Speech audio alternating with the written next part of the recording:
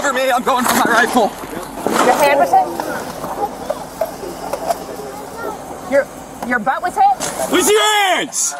Got one subject in the car moving around a lot. Shots fired.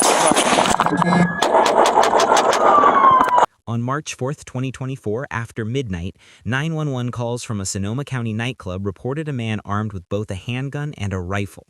This initiated a response that would erupt into a rolling gun battle, wounding 4 deputies. How can I help you? Yes, we have a guy come pulling in here trading us. He's got a rifle or something. What's the address? Did you see a rifle? What's that? Did you see a gun? Yeah, I saw it in the car. He's got it's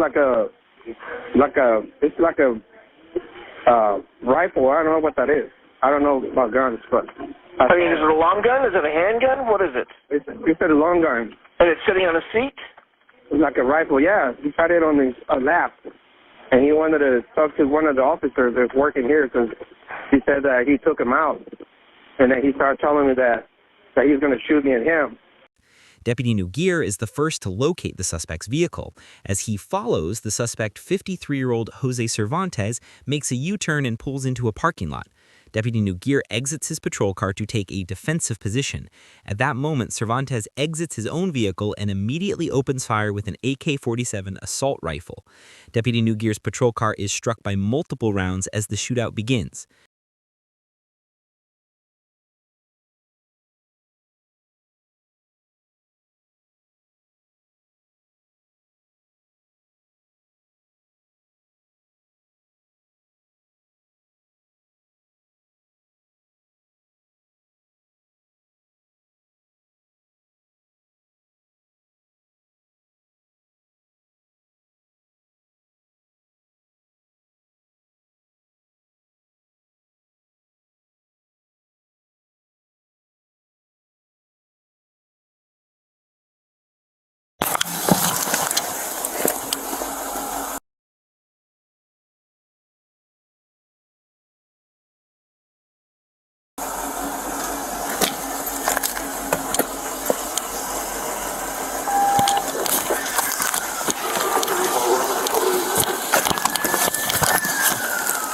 He's outside his car. He's in his car, about to take off.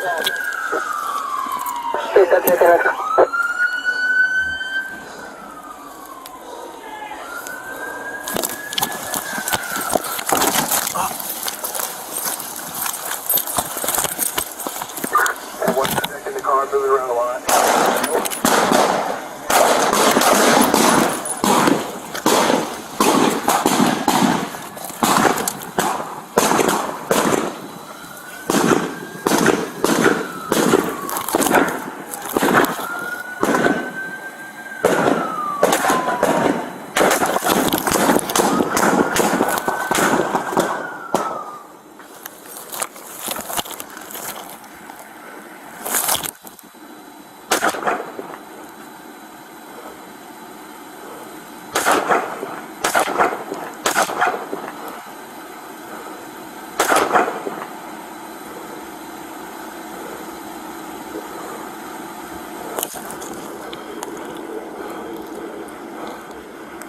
He's back inside the vehicle.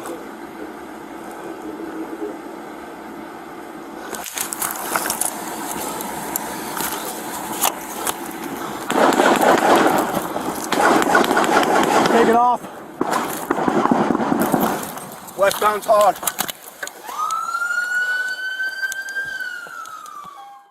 Deputy Blount arrives to see Cervantes actively shooting at other deputies. He engages Cervantes with both his handgun and a patrol rifle while taking cover. Critically, he sees Deputy Geary has been injured. He alerts other deputies, calls for additional cover, and radios for immediate medical aid, coordinating the initial response while under fire.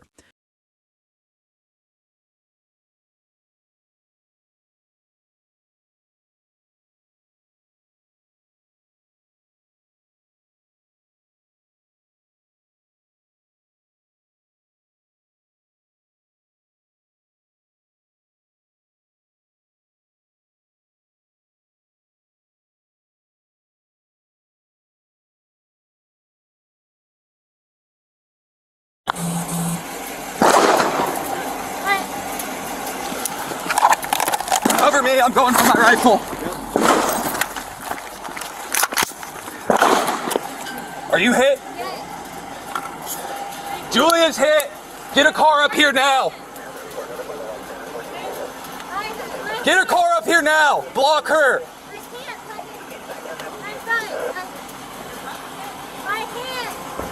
Get a fucking car up here.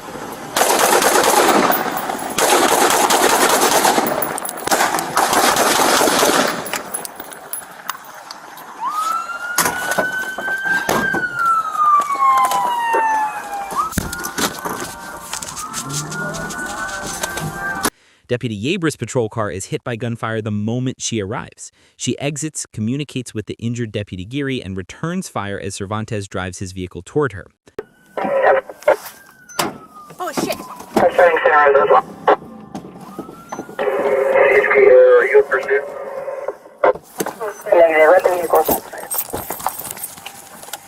Fucking shit. Sorry about that.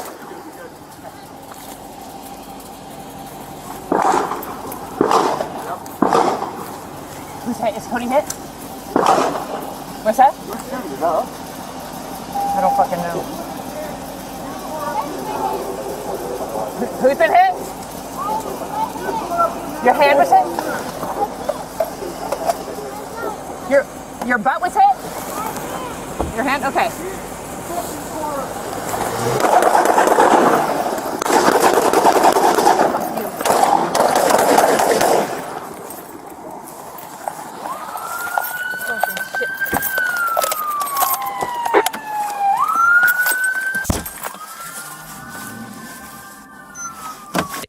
Deputy Cutting's body cam captures the sound of Cervantes' rifle rounds whizzing past and striking his patrol car, shattering the driver's side window.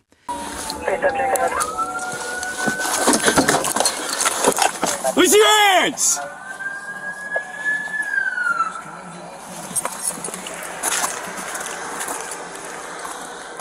Got one subject in the car moving around a lot. Shots fired. Shots fired.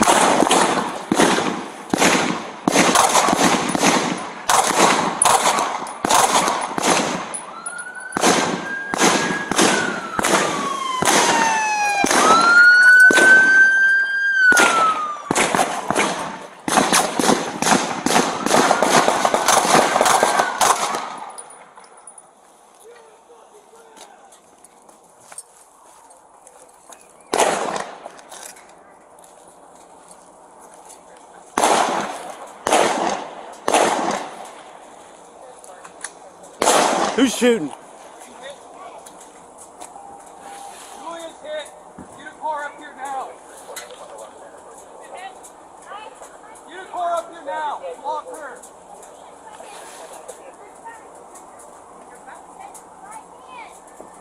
Get a fucking car up here. Check it out!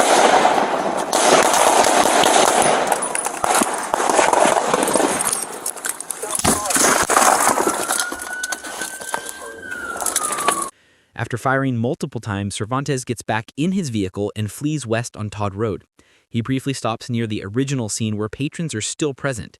Deputy Cutting fires another shot as Cervantes drives away, turning north onto Stony Point Road.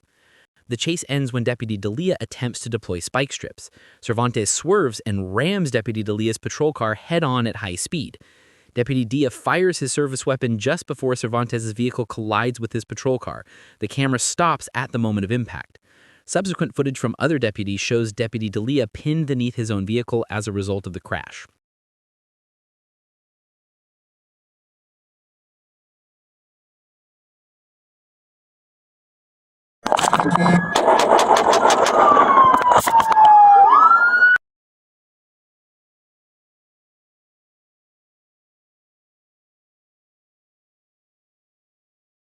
I think I see him. Oh.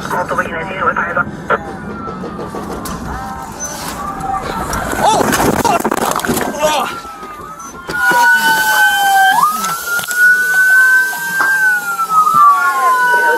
Where's he at?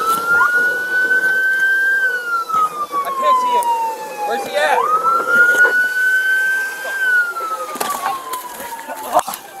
Get out of here, get out of here. Who's this? Fuck! Ah!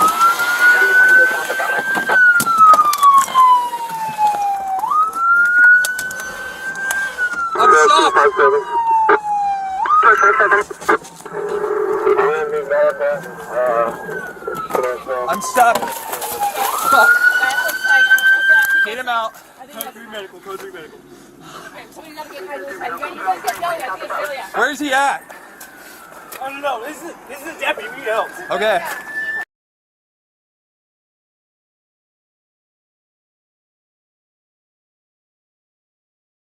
An AK-47 style rifle was recovered from the scene. In total, 4 deputies were wounded. One suffered a critical head injury from an accidental patrol car collision during the chaos.